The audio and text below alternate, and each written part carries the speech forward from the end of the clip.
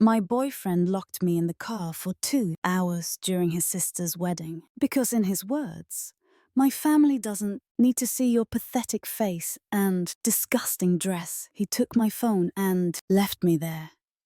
I'd spent 2 months saving up for their wedding gift when he finally let me in. He introduced me as just a friend while winking at the bridesmaids. I smiled politely. Weeks later, he's left 41 frantic voicemails.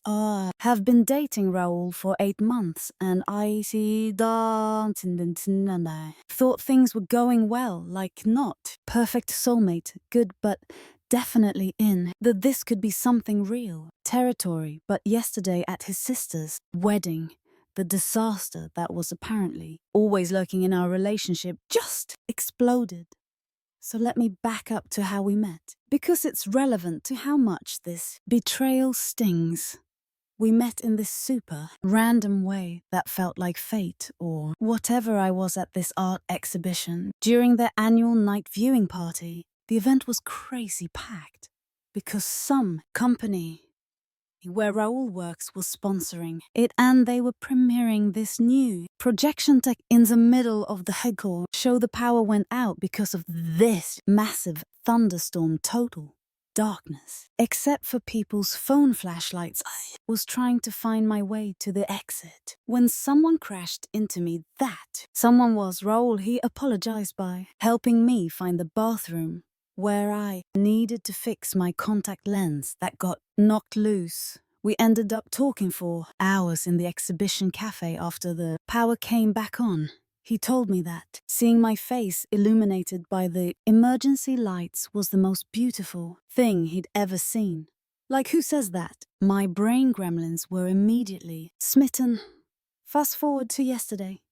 His sister Monica's wedding. I'd never met his family before, which in retrospect was red flag number 1 in our relationship. He always had excuses. They're busy. They live across town. His sister was planning her wedding, blah, blah, blah. But finally, I was going to meet them at this wedding. I spent weeks finding the perfect dress, nothing too fancy that would upstage the bride, obvious, but still nice enough to make a good first impression. I settled on this dusty rose midi dress with little silver flowers embroidered on it. Seemed fitting, given our meet cute. I did my makeup, carefully put on the silver necklace Raoul gave me for our 6-month anniversary and the wedding gift. OMG. Monica and her fiancé Stanley are huge anime fans and had mentioned wanting to honeymoon in Japan someday. I literally saved for 2 months to contribute to their trip fund. I put together 1,105 pounds in Japanese yen plus a certificate for this traditional tea ceremony experience in Kyoto, all in this beautiful wooden box, hand-painted with cherry blossoms. Raoul had mentioned it was too much, but I wanted his family to like me so. Wedding day arrives. Raoul picks me up in his car. He seems tense, but I figure wedding day, stress, whatever. As we're driving to the venue, this pretty garden place, about an hour outside the city, he starts making these weird comments about my dress. Is that what you're wearing? Don't you think it's a bit much? My family is kind of traditional. I'm getting nervous at this point, but I spent weeks on this outfit, and honestly, I looked good. The ceremony was supposed to start at 3 p.m. and we all got there around 2:30. Raoul parks in this back lot behind some trees. Then he hits me with it. I need you to wait in the car. What? I laugh, because surely he's joking. He is not joking. His face gets all tight, and he says his family is particular and he needs to prepare them. Before introducing me, I'm confused, because like they know I exist, right? We've been dating 8 months. I start asking questions and he just explodes. Says, and I quote, "My family doesn't need to see your pathetic face and disgusting dress. Just wait here." I'm literally in shock. Before I can even process what's happening, he grabs my purse, takes my phone out of it and gets out of the car. I try to open my door, but he's locked it. From the outside with his key fob, I'm literally trapped through the windshield. I watch him walk away with my phone in his hand and the gift I spent 2 months saving for. I'm sitting there in complete disbelief. Did my boyfriend just lock me in a car and steal my phone? Is this actually happening? The car gets hot, then hotter. It's June. I try the doors again. Nothing. I tried honking the horn, but we're parked so far away from the venue that no one hears. Or if they do, no one comes. 2 hours. 2 hours. I sat in that car. The ceremony came and went. I cried my makeup off. I contemplated breaking a window. But the car is literally the only thing of value Raoul owns, and my brain kept saying, don't overreact. There must be an explanation. Looking back, I should have shattered that window into pieces. Finally, he comes back, acts like nothing happened, just unlocks. The car opens my door and says, there, ready to meet you now. I am speechless. My makeup is ruined. I'm sweaty. My hair is a mess, and I'm pretty sure my disgusting dress is wrinkled beyond repair, but I'm also in shock, so I just get out of the car, ask for my phone back. He says he'll give it to me later. At this point, I'm thinking there must be some massive misunderstanding. Maybe his family really is super traditional and he panicked. Maybe he's ashamed of something I don't know about. I'm literally creating 1,000 excuses for him in my head. While following him to the reception, we walk into this beautiful tent with twinkling lights. Monica looks gorgeous in her wedding dress. Raoul leads me toward her, and Stanley and I put on my best smile, despite feeling like actual human garbage. And then the ultimate betrayal. Hey, sis, this is Nadia. She's just a friend from work. Just a friend, 8 months. That romantic meet cute silver necklace that I was wearing 31 sleepovers at my apartment Christmas with my parents, all of it reduced to just a friend. And then he winks. Winks at the bridesmaid standing next to Monica, who giggles and winks back. I'm standing there feeling like I'm in some alternate reality where nothing makes sense. Monica looks confused, but it's literally her wedding day, so she just smiles and says, nice to meet you, before turning to other guests. The friend from work comment repeats all night as Raoul introduces me to relatives, cousins, uncles, always with that same weird dismissive tone, always while looking around the room as if searching for someone more interesting. Smile. I'm polite.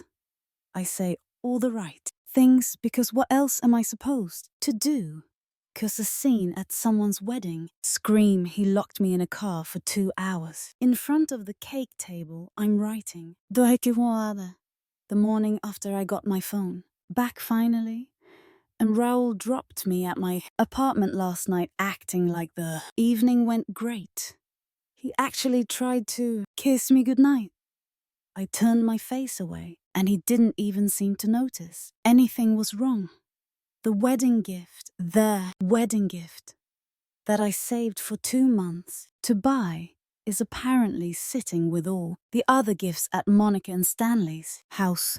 Raoul didn't even tell them it was from me. I haven't slept. My mind keeps replaying everything, searching for signs I missed. Was our entire relationship fake? Was I just convenient until something better came along? I don't know what to do now. I want to confront him, but I also want to be smart about this. Part of me wants to contact Monica directly and tell her everything. Part of me wants to just ghost him completely. Any advice would help, because my brain gremlins are working overtime, and I'm pretty sure our relationship just completely fell apart in the worst possible way. Edit. Thank you for all the advice. I'm going to take some time to think. but I'll update when I decide what to do. And to the people asking if this is real, I wish it wasn't first update. First of all, thank you to everyone who commented on my last post. I literally cried reading some of your messages. It helped me realize I wasn't overreacting or going crazy. The internet sent me here for support, and you're delivered like express delivery. So it's been 4 days since the wedding disaster, and things have developed. After I posted, I spent the whole day ignoring Raoul's texts. He sent his usual "Good morning, beautiful," as if he hadn't locked me in a car, and then pretended I was just some random co-worker for an entire wedding reception. The audacity of this man is overwhelming. It's like he exists in a reality where logic and decency don't apply. I needed to process everything before confronting him, so I called in sick to work. Perks of remote work. No one can tell if your puffy eyes are from a cold or a relationship ship apocalypse. I kept thinking about that wedding gift sitting somewhere in Monica and Stanley's house, with them having no idea it came from me. $1,500 I saved by eating ramen for lunch, taking extra freelance projects, and skipping my usual coffee shop writing sessions. And the special tea ceremony, experience that I researched for weeks to find the most authentic one, all in that beautiful hand-painted box. Side note that I didn't mention in my first post: I'm not rich at all. I'm a content writer who barely makes rent some months. This gift was a sacrifice because I wanted his family to like me. Stellar judgment on my part, clearly. So I spent the day making a plan. But then Raoul showed up at my apartment that night unannounced with takeout from my favorite place, like nothing had happened. When I opened the door, he had the nerve to look confused at my obviously been crying face. "What's wrong with you?" he asked, pushing past me into my apartment. I asked him straight up why he locked me in the car and introduced me as just a friend to everyone. Y'all. His explanation, I can't. Even he said his ex was at the wedding, one of the bridesmaids, the winking one. Surprise. Surprise. Apparently they dated for 2 years before breaking up about a year ago. According to him, she dumped him, and he didn't want to look like a loser who moved on with someone less impressive. Less impressive. When I asked what that meant, he said, and I'm quoting, "Exactly. You know what I mean? Gina comes from money. Her dad plays golf with my dad. You're cute, but you're not exactly country club material." I am literally shaking again typing this. He then had the unbelievable audacity to say this was actually a compliment because he was dating me despite my social status, that I should be grateful. He sees something in me beyond my basic job and apartment. The entire time he's saying this, he's unpacking food on my coffee table like we were about to have a normal dinner. I was so shocked I couldn't even scream at him. It was like watching a nature documentary where the narrator calmly explains how the snake, unhinging its jaw to consume prey twice, its size is actually quite fascinating. Asked about the wedding gift. "No, what?" He said, "Oh yeah, I told them it was from me." Monica was really impressed. "Honestly, it was a bit much coming from you anyway. They might have thought you were trying too hard." That's when something in me just shifted. Like everything suddenly clicked into place. I suddenly saw everything so clearly. I very calmly asked him to leave. He seemed genuinely confused. "Why are you being so sensitive?" "I'm just being honest. Most guys wouldn't even bother with someone like you." I opened my door and just pointed out. When he realized I was serious, he packed up the food, took it with him, the actual parasite, and left muttering about how I was being dramatic and would call him when I calmed down. The second he left, this weird calm came over me, like the stillness after a storm. and I knew exactly what I needed to do. I spent the next day researching, found Monica on social media, discovered she and Stanley would be in town for another week before leaving for a mini honeymoon weekend. Their big trip is planned for later. Also found out where Raoul's parents live. He'd mentioned the neighborhood before. More importantly, I discovered that Monica had posted about a family dinner happening tomorrow night to thank everyone for coming to the wedding. Perfect timing for my revenge plan. The next 3 days essentially were a masterclass in restraint. Raoul kept texting gradually, escalating from confused. Are you still upset to annoy this silent treatment? Is childish to angry fine? Be about it to conciliatory, babe, please. Talk to me. I miss you, I responded. Just enough to keep him from showing up at my door. Again, need space, still processing. Talk later. Meanwhile, I went to the bank and withdrew another $1,500 in cash. I could barely afford it, but this was about principle. Now I converted it to yen at this specialty currency exchange place downtown. I bought another beautiful box. Not quite as nice as the original, but still pretty. I even managed to book the same tea ceremony experience again. Basically, I recreated the entire wedding gift. It cleaned out my savings. But some things are worth more than money. Yesterday was the family dinner at Raoul's parents' house. I knew I wouldn't be invited, of course, but I had my own plans. I texted Raoul, asking if we could meet to talk things through. He immediately agreed.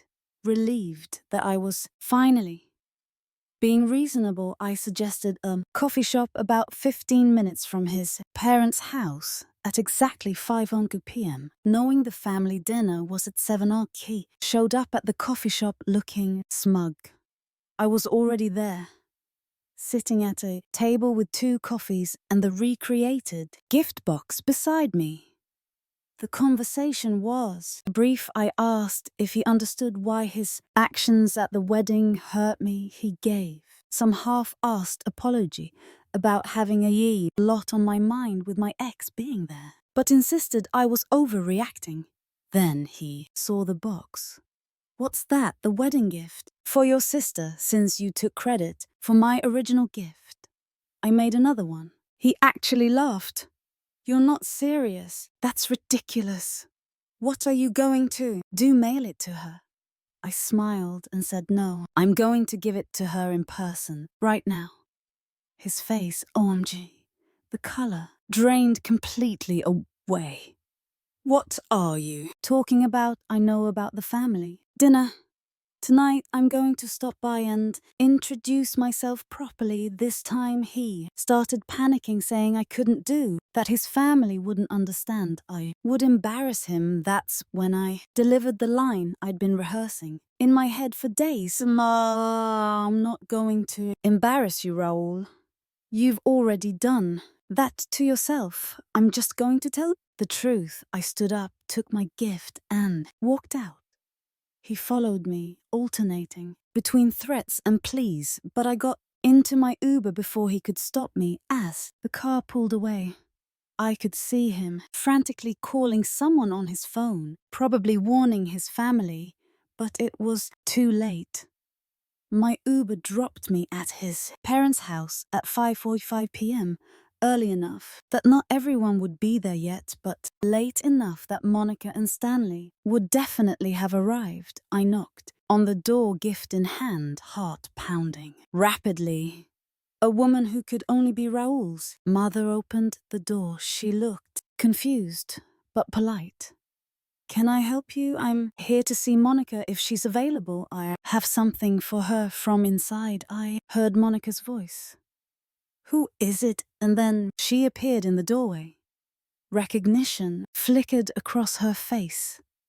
You're the friend from the wedding?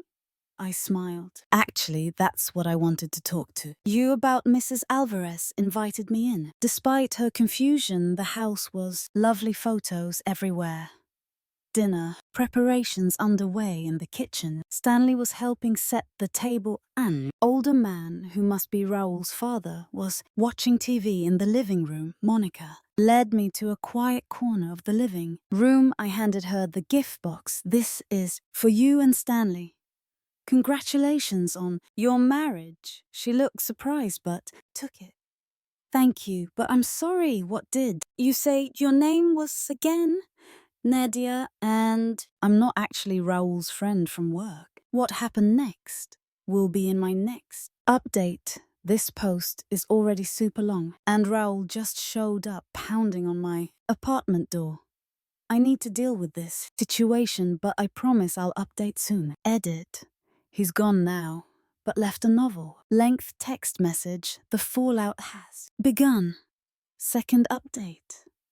Okay. Wow. I'm still processing everything that happened yesterday, but you all have been so supportive that I wanted to update you as soon as possible. So where was I, right? I was sitting in Raoul's parents' living room with Monica, about to explain who I really was.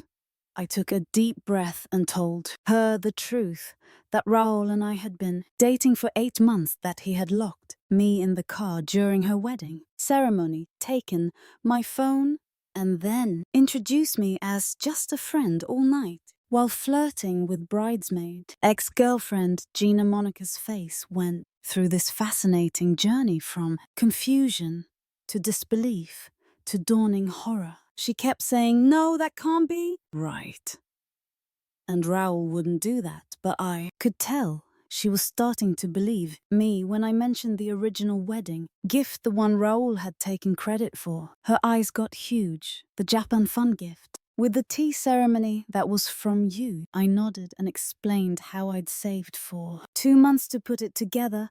I showed her pictures on my phone of me at the currency exchange, the original box I'd found at this little artisan shop. "Everything I don't understand," she said. Raoul made such a big deal about how much thought he put into it.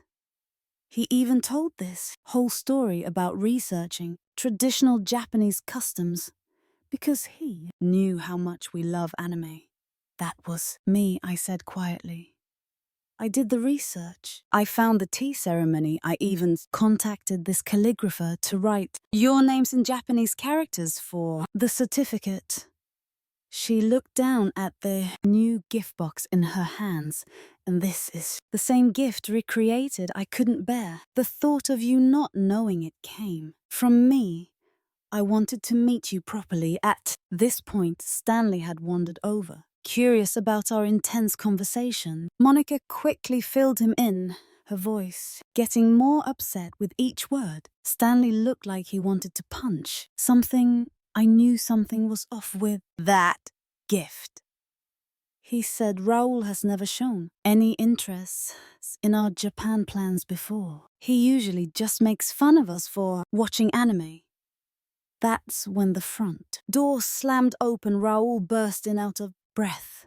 Like he'd been running, he stopped, dead, when he saw me sitting with Monica and Stanley. The gift box opened between us. "What the hell are you doing here?" he demanded, like I was the one who'd done something wrong before I could answer. Monica stood up. "Is it true?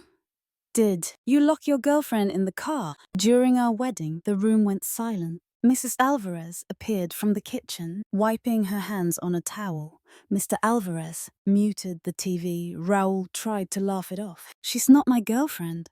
She's just this girl I've been hanging out with. She's gotten way too attached, and now she's making up stories." That's when I pulled out my phone. See, I'd anticipated this exact response. I'd come prepared with our text history going back 8 months, pictures of us together, the reservation for our weekend trip to the beach 3 months ago, the birthday card he gave me that said, "To my gorgeous girlfriend," with a sweet message, but the cherry on top. Remember that silver necklace he gave me for our 6-month anniversary? I was wearing it in almost every photo, including at the wedding Monica grabbed my phone and started scrolling her face, getting darker with each swipe. She handed it to her mother, who looked increasingly distressed. "Explain this, Raoul," Monica said. And then the lies began. He tried everything. Those texts could be with anyone. She changed the contact name. Those photos don't prove anything. We were just hanging out. Okay, fine. We hooked up a few times, but she's crazy and clingy. With each lie, his family's faces grew more disgusted. Mrs. Alvarez actually covered her mouth when he called me crazy. Monica cut him off mid-excuse. What about the gift, the Japan fund and tea ceremony? He faltered. What about? Was it from you or from her? Looked at the open gift box, then at me, then back at his sister. I could practically see the calculations happening behind his eyes. We got it together. It was my idea, but she helped. Stanley scoffed audibly. Dude, just stop lying. That's when Mr. Alvarez finally spoke up. Raoul, did you lock this young woman in your car during your sister's wedding? The way he asked it, so direct, so simple, seemed to pierce through all of Raoul's defenses. Raoul's shoulders slumped. It wasn't like that. Gina was there, and I didn't want. He trailed off, realizing how terrible any explanation would sound. The silence in that room was absolute, complete. Mrs. Alvarez was the one who broke it. She walked over to me, took my hands in hers, and apologized. Apologized for her son's behavior. I started crying, which made her cry, which made Monica tear up too. Mr. Alvarez said something to Raoul in Spanish. I couldn't understand the words, but the tone was unmistakable, deep disappointment and disgust. Raoul's reaction was to get defensive, his voice rising as he pointed at me like I was somehow the villain in all this. Mr. Alvarez just stood up and told him quietly but firmly that he needed to leave. Not tonight. Not in his house. Raoul looked genuinely shocked, asking if they were kicking him out because of me.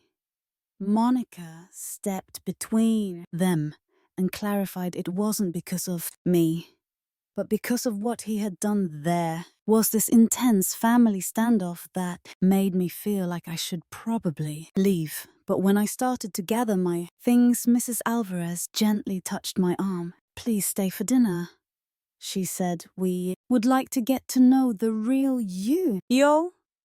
I stayed for dinner with Raoul's family without R. It was awkward at first, but also kind of amazing. Monica and Stanley are genuinely lovely people. They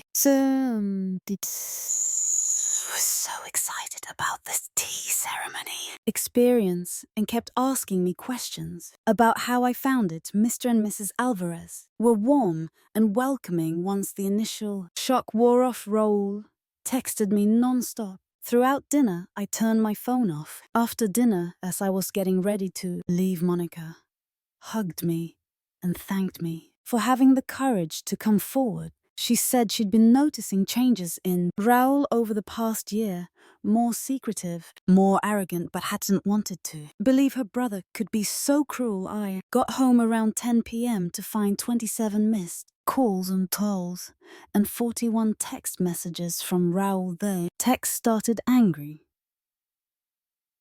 Angry, how dare you go to my family? Then panicky. What did you tell them? Then pleading, please call me back. This is a misunderstanding. And finally defeated.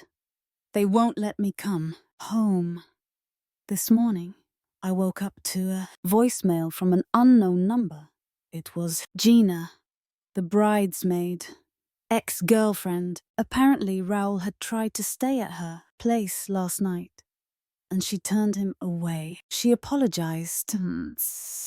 Apologized for her part in the wedding situation. She had no idea he had a girlfriend and felt horrible about the winking flirting. According to her, Raoul showed up at the train station after she refused to let him stay. He's been sending her dramatic selfies from the station bench all night. I'm not responding to anyone right now.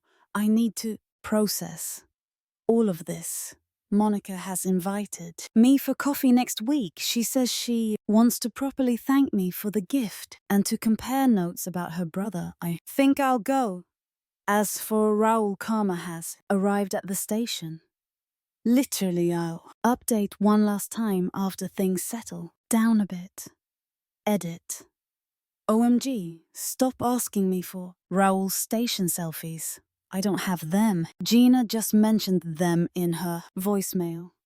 And no, I haven't responded to any of his messages yet. Final update. It's been 2 weeks since my last update, and the dust from the relationship explosion is finally starting to settle. So those 41 voicemails I mentioned, I finally listened to all of them, and wow, just wow.